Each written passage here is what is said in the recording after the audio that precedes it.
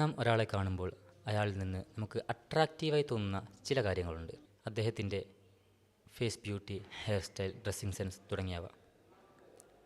ഇവിടെ മുത്തുനബിയുടെ ഡ്രസ്സിങ് സെൻസിനെ പറ്റി ഉമ്മു സലമ ബിവി പറയുന്നുണ്ട്.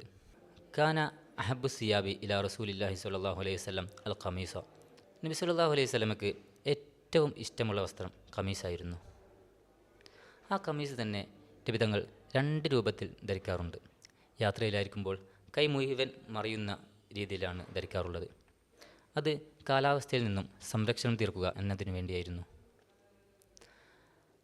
അല്ലാത്ത സമയങ്ങളിൽ കൈയുടെ മണിബന്ധം വരെ എത്തുന്ന രീതിയിലുമായിരുന്നു ധരിക്കാറുള്ളത്. നബി സല്ലല്ലാഹു അലൈഹി വസല്ലമക്ക് ഏറ്റവും ഇഷ്ടമുള്ളത് വെള്ള വസ്ത്രമായിരുന്നു. ഇബ്നു അബ്ബാസ് റളിയല്ലാഹു അൻഹുവിനെ തൊട്ട് ഉദ്ധരിക്കുന്ന ഒരു ഹദീസിൽ കാണാം, ഫ ഇന്നഹ മിൻ ഖൈരി സിയാബിക്കും.